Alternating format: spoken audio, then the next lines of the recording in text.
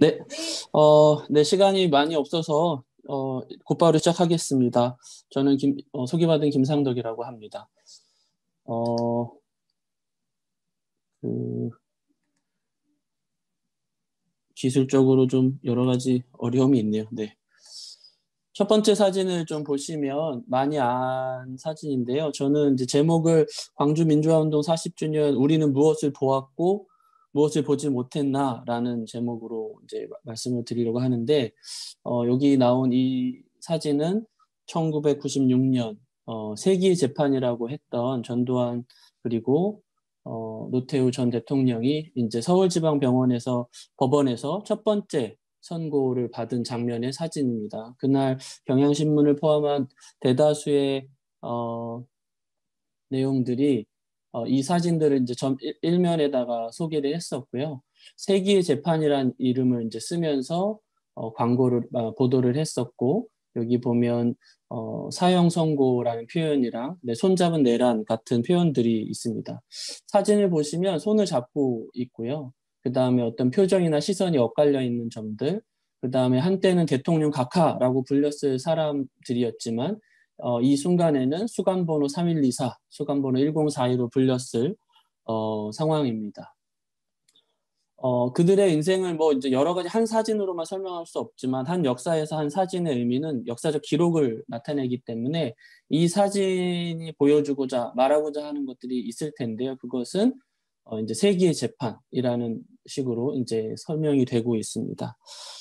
이 손 잡은 것들을 제가 이제 시간이 많으면 사진 얘기도 많이 하고 싶지만 짧게만 하면 이 손 잡은 걸 보면 두 사람의 어떤 관계가 있는데 친분 관계도 나타내고 공모 관계도 나타내고 그런 상황인 것 같습니다. 그래서 여기 보시면 아까 말한 대로 손잡은 내란이라는 표현도 써 있고요. 근데 이제 신문에 보면 세기의 재판이라는 표현보다 전두환이 어떤 형을 받았는지가 더 포커스가 맞춰져 있는데 이런 부분들이 이제 언론의 당시의 관심이 어느 쪽에 더 가 있는가를 알 수 있습니다. 짧은 시간에 강조를 하려고 해서 처음부터 본론을 말씀드리면 당시에는 세기의 재판이고 이 세기의 재판이 어떤 식으로 결과가 나느냐에 따라 정의가 이루어지느냐 아니냐를 이제 얘기하는 거기 때문에 전두환 전 대통령이 내란 혐의죄로 사형을 받았다가 바로 이제 정의의 심판으로 민주주의의 승리라는 이름으로 설명이 된다라는 점을 말하고 있습니다. 그러나 이제 아시다시피 이 사건으로 끝나면 민주주의의 승리가 맞고 영화라면 여기서 이제 엔딩이 돼야 되는데 역사는 계속해서 흘러가고 있고 민주주의의 승리라고 했던 전두환 씨가 이제 그 이후의 행보들을 보면 그렇지 못한 것들이 있죠. 그래서 추징금 문제라든가 지금 계속해서 아주 노력을 많이 함에도 절반 정도밖에 보지 못했고 그런 것들에 대해서 뭐 풍자도 많이 일어나고 있고요. 그리고 뭐 회고록을 내면서 자신도 사실은 뭐 광주 5.18 피해자다라는 이런 망언도 했었고 그 다음에 건강 나빠서 난 재판에 못 나간다고 했음에도 사실은 그때 이제 골프장 다녔다든가 명절이 되면 전두환을 찾아가는 그 측근들의 모습이나 잘 살고 있는 모습들이 이제 회자가 되면서 법적인 어떤 시스템 안에서는 사형도 받았고 특별 사면 받아서 뭐 처벌도 2년간 이제 구속됐었지만 그걸로는 끝난 일이지만 이제 국민 대다수가 법적인 어떤 시스템 바깥에서 이건 정의롭지 못하다라고 하는 의문이 있는 거죠. 이걸 가리켜서 이제 제가 말하고자 하는 정의란 것이 법적인 사법 체계 안에서만 이루어질 수는 없는 거다라는 얘기를 이제 하고 싶은 것입니다. 저는 이 얘기를 이제 어떻게 풀어낼까 고민을 하다가요. 정의와 평화에 대한 관계를 가지고 얘기를 좀 해보려고 하는데요. 오늘날 정의라는 게 길을 잃어버렸다라고 제가 이제 자료집에 적어놨는데 그 얘기는 정의란 것이 어떤 공통된 하나의 분명한 개념이었다면 과거에처럼 그랬다면 이게 정의고 아니고 그리고 거기엔 심판이 있고 이렇게 되는데 오늘날 사회는 이제 포스트 모던 시대로 넘어가면서 각자의 정의들이 있게 되고 각자의 집단들이 그 각자의 정의를 계속해서 내세우고 그것을 어떤 인정의 정치로 사용한다거나 특별히 이제 광주항쟁과 같은 과거사 문제를 다시 되리켜 와서 그것을 역사를 왜곡하거나 진실 규명과 반대되는 형태로 해서 이건 잘못된 거다라는 자기 집단의 어떤 논리들을 내세우고 또 하나의 새로운 갈등으로 대두되는 것들을 봅니다. 그래서 기억의 각축장, 뭐 기억 정치 각축장 이런 표현들도 쓰고 있는데요. 그런 이유가 이제 정의가 혼란 가운데 있다라는 거죠. 던컨 포레스터라는 스코티시 공공신학자도 그런 얘기들을 했고 포스트 모던의 특징 중에 하나라고 설명도 했습니다. 최근에 한국에서는 조국 사태 같은 경우에 서초동에 법원 앞에서 모였던 사람들이 엄청나게 모여서 우리나라에 정말 많은 사람들이 나와서 어떤 검찰 개혁을 요구하는구나라고 생각했는데 그것과 얼마 지나지 않아서 광화문에는 또 많은 무리의 사람들이 반대의 이야기를 하면서 얘기를 하고 있거든요. 그래서 오늘날의 공론장이라고 하는 것이 각자 저마다의 정의나 관점이나 이런 것들을 통해서 얘기를 하면 서로 갈등하고 있는 상황인 것이죠. 그러니까 이런 상황들이 한두 개가 아닙니다. 이제 작년이죠. 작년 3.1운동 100주년을 시작으로 한국 사회가 어떤 매번 몇십 주년, 오늘 광주 40주년과 같이 계속해서 역사적인 문제들을 이제 우리가 기념하고 기억할 문제들에 도달했는데 역사적인 나름 객관적이고 합리적인 역사적 평가가 끝난 사안임에도 불구하고 현 사회에서는 그런 얘기들을 이제 합리적인 토론이 아니라 자신들의 관점이나 정의 관점들을 투영해서 계속해서 이제 문제나 갈등이 야기되고 있는 이 상황을 어떻게 해결해야 될까 그런 고민을 했습니다. 그 이유 중에 하나가 이제 정의의 개념이 이제 다양해지고 혼란스러워졌다, 파편화됐다라는 것이죠. 그런 것들의 특징으로서 뭐 제가 오늘 다 얘기를 할 수 없겠지만 어떤 요즘 세상에서 정치적인 어떤 이슈들, 담론들을 사용해서 자기 정치적인 세력을 집단화하고 강화하는 노력으로 발현되고 있다라는 건 많은 분들이 이해하고 있는 점인 것 같습니다. 그런데 이런 논의를 할 때 담론을 쓸 때 정의가 우선이다 혹은 평화가 우선이다라는 식으로 담론을 많이 사용하는데요. 예를 들면 이미 지난 일이고 법적인 심판도 다 끝났고 뭘 과거의 일들을 굳이 캐내서 계속해서 문제를 만드느냐. 우리 좋게 넘어가자.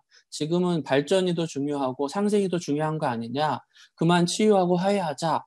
이런 얘기들 많이 듣는데 이 얘기가 예를 들면 정의기억연대와 치유화해 센터 그런 관해서 용어 자체가 이렇게 극명하게 나뉘는 걸 볼 수 있습니다.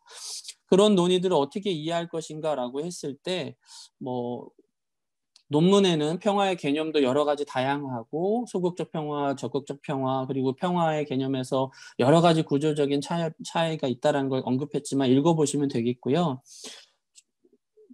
우리 한국 역사를 좀 돌아볼 때 정의와 평화의 사이에서 이렇게 그동안 논쟁이 있었다라는 건데 챕터 3장을 보시면 어떤 경우 어떤 나라에서는 어떤 사례에서는 평화가 정의보다 우선이다라고 말한 경우도 있다라는 걸 언급했습니다. 예를 들면 그 국제구호단체인 난민법 프로젝트에서 그러니까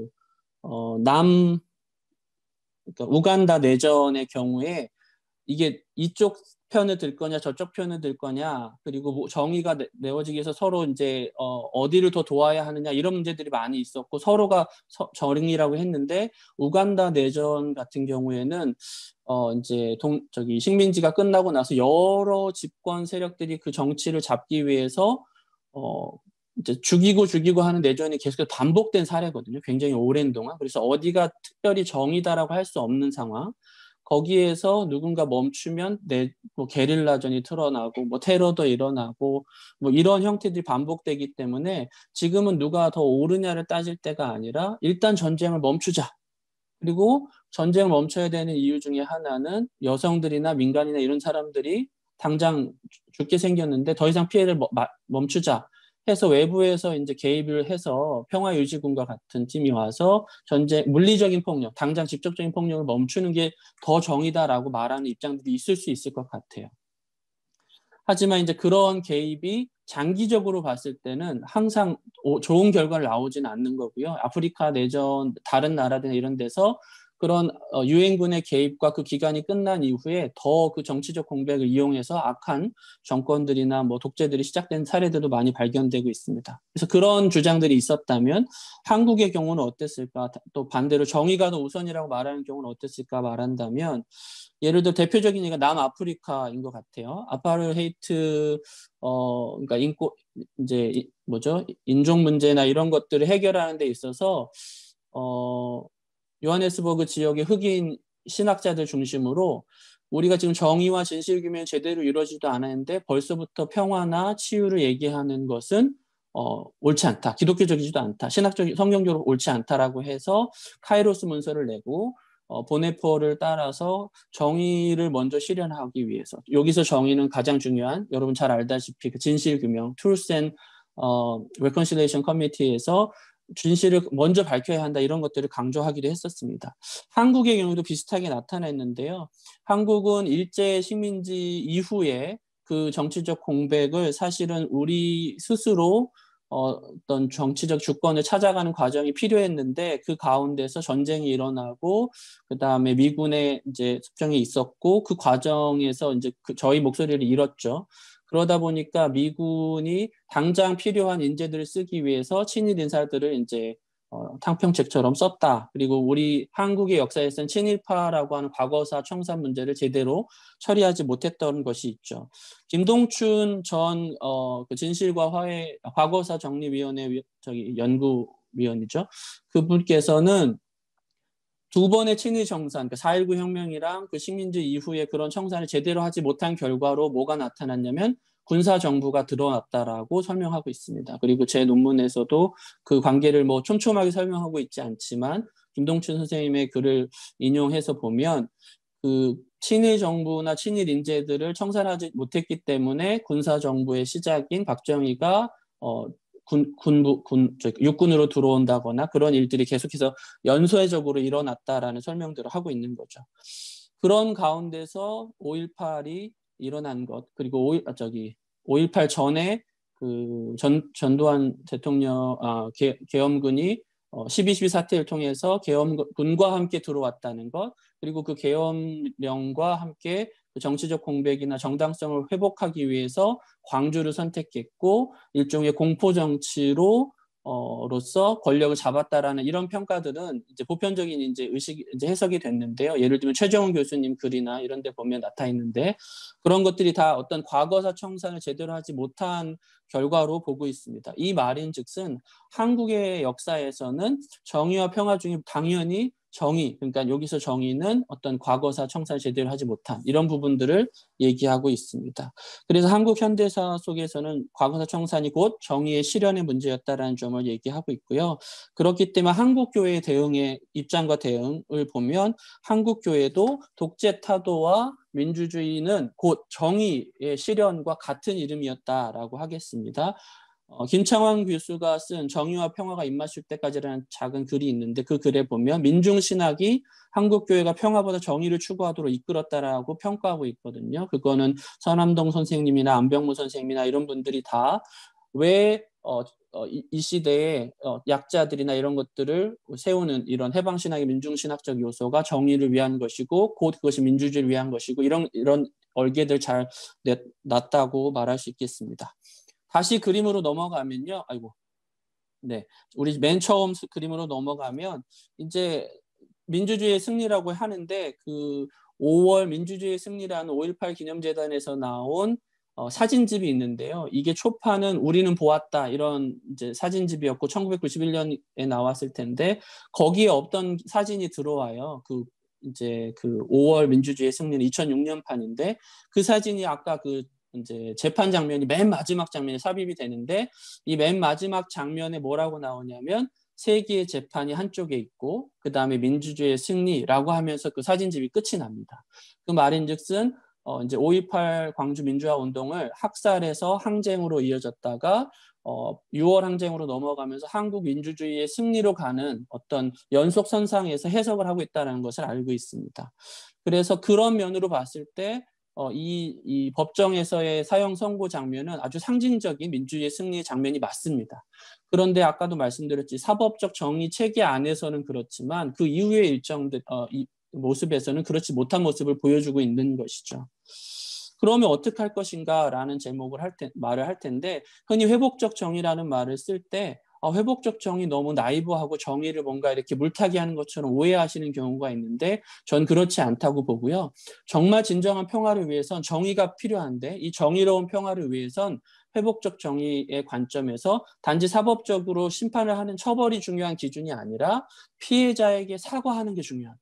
피해자에게 죄를 인정하고 보상하고 그 이후에 피해자가 치유될 수 있도록 모든 사회가 이렇게 도와야 한다. 그게 이제 정의의 관점이다라고 확대하길 바라는 것이죠.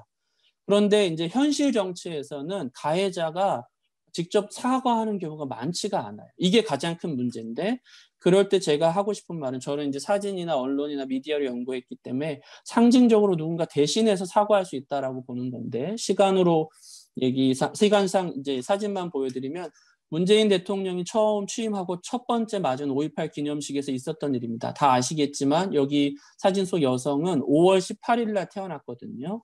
그리고 그 아버지가 딸의 출생 소식을 듣고 이제 광주로 들어오다가 총탄이 있고 막 나타나고 4일 뒤에 이제 시민들이 향해 쏘는 총에 맞아서 죽게 됐거든요. 이제 그것도 집 바깥에도 아니고 집 안에서 불빛을 가리려고 이렇게 하다가 이제 총에 맞아 죽게 되거든요. 그리고 그때 이제 편지 형식으로 읽는데 이 여성분이 아빠한테 아빠 미안해. 내가 그날 태어나지만 않았더라도 아빠가 죽지 않았을 거다라고 하면서 이제 자리를 내려가는데 그때 이제 뜻하지 않게 문재인 대통령이 그 여성을 따라가서 이렇게 포옹을 하게 되는 장면이죠. 제가 본 그 해 사진 중에 가장 아름다운 장면이고 가장 메시지가 있고 가장 상징적인 힘이 있다라고 보는 건데 왜냐하면 사진의 힘은 결국은 상징인데요. 이 국가 수반이었던 전두환은 여태까지 사죄도 하지 않고 아무것도 하지 않지만 현재의 어떤 대통령이 대신해서 사과를 하거나 위로를 하는 이 장면만으로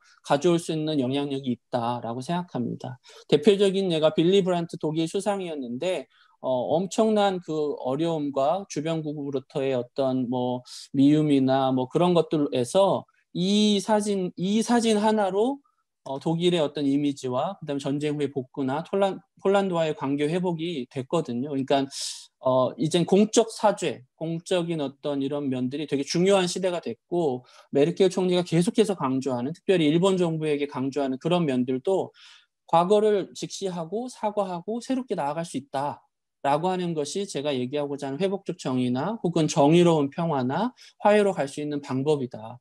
사법적 정의만으로 구조를 바꾸고 체계를 바꾸는 것만으로는 이게 불충분하다라는 얘기를 할 수 있겠습니다. 그래서 종교는 무슨 일을 할 수 있을까라고 했을 때 종교는 결국은 사실은 개인단의 아까 뭐 개인적으로 참여하는 것도 많이 있겠지만 상징적인 역할도 가능하거든요. 그래서 데스몬드 투투 같은 분이 그 진실 과정에서 같이 아파하고 울어하는 이 모습이 아이콘처럼 되었는데요. 우리 한국 교회도 어떤 과거의 5.18 문제라든가 많은 과거사 문제들에 대해서 앞장서서 진실 규명과 함께 피해자를 위한 함께 울어주고 할 수 있는 목소리에 대변하고 참여했으면 좋겠습니다. 그런 일들이 5.18 기념재단에서 계속 있는데 교회적으로도 같이 참가하는 모습들이 자주 보였으면 좋겠습니다. 감사합니다.